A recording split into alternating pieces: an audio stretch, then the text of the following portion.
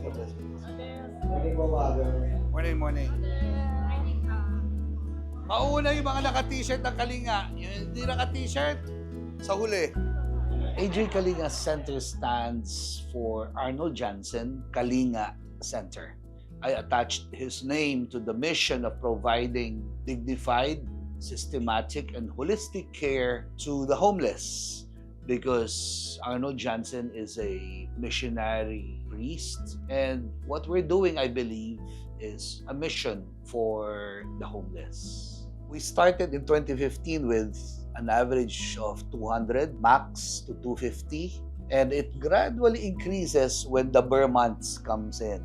We came up with the word Kalinga because apart from caring, we thought of providing dignified care, specifically not just by throwing food, but including what they need most, and that would be hygiene. So, doon na nabuo yung Kalinga. Kain, aral, ligo ng ayos.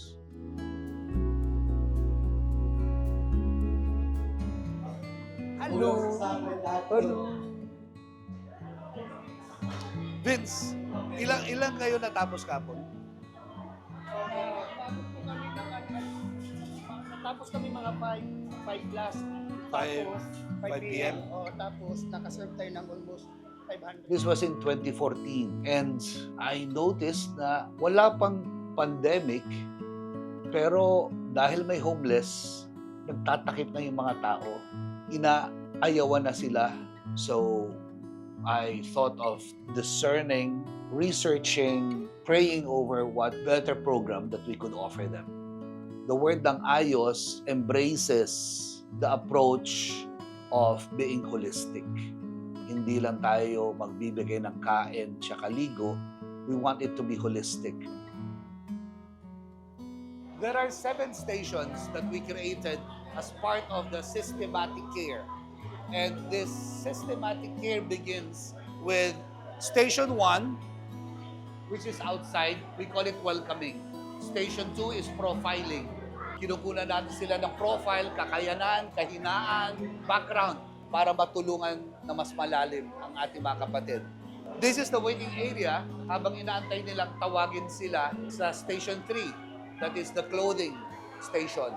Kung saan kinukuha nila ang damit, ang shampoo, at ang tuwalya. Pagkuha nila ng tuwalya, haharap sila sa isang salamin at doon nila winiwika, "Kayo'y madungis. Ngunit mamaya, maaring, very good, luminis." And that is at Station 4, yung showers area. Meron tayong 3 cubicle sa babae, meron tayong 3 cubicle sa lalaki. Pagkatapos po nun, punta sila sa Station 5, paborito ko, before and after. Meron din isang salamin na bumubulaga. Bakit bumubulaga? Dati madungis. Ngayon makikita nila sila'y lumilinis na. At dahil may affirmation, ang kinalang wika ay malinis na ako. Pagpapahalaga ko ito. Magbabagong buhay ko. Yun ang kanilang winiwika. Nakikita nila yung dati at kung ano yung maari bukas. Pagkatapos po nun, merong munting bilog kung saan merong munting values formation bago kumain sa 6th station.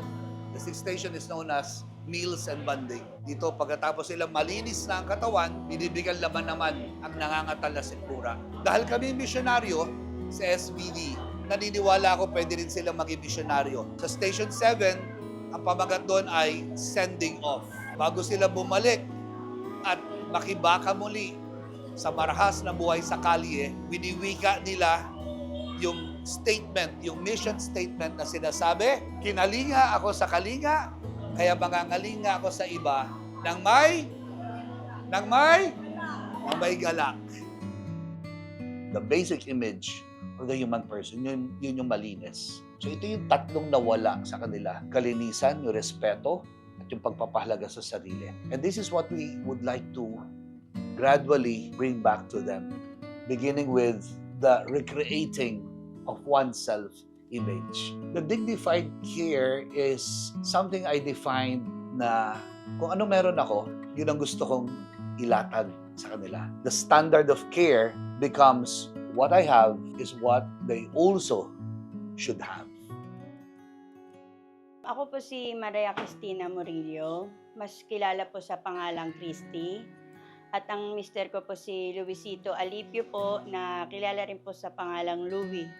Ako po ay isang homeless din po dati. 20 years po akong nanirahan sa kalsada po. Bali, doon na rin po kami nagkakilala ng mister ko sa area po ng Quiapo.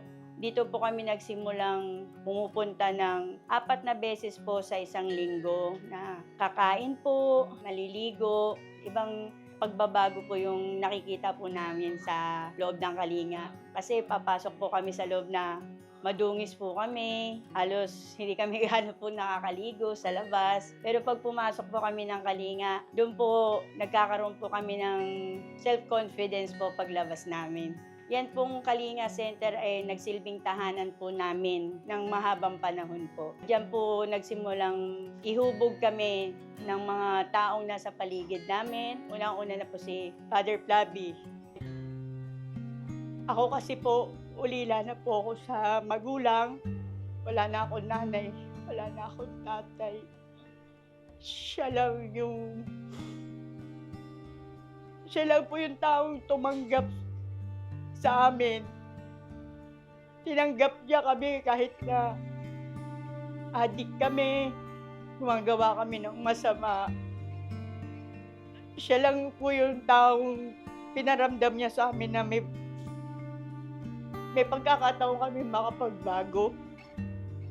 Sa ngayon na tumutulong pa rin ako sa Kalinga Center na bukal sa kalooban ko.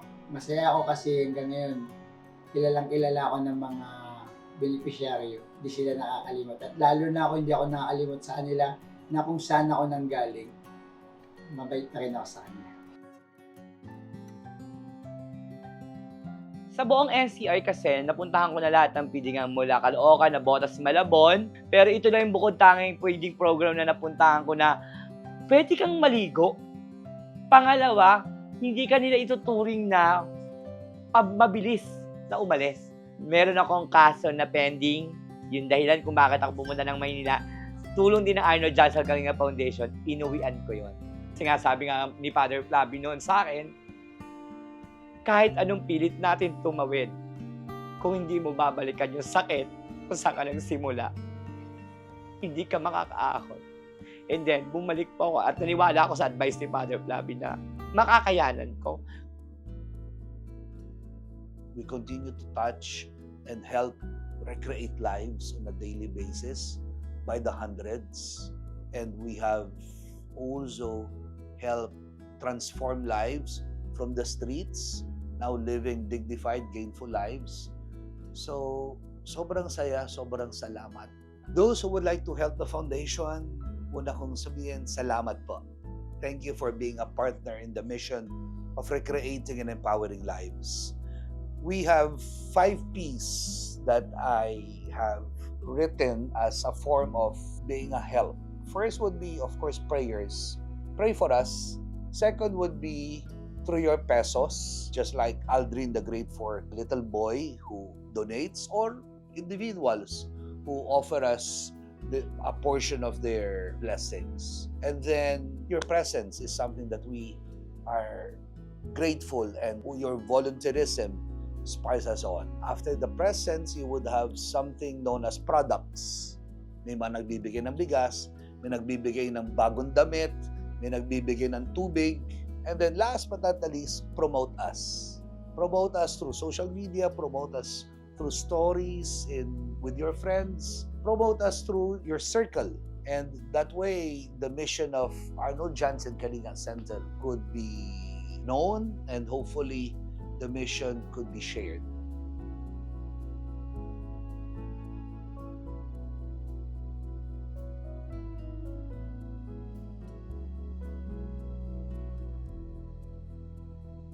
Simple.ph. Living made simple.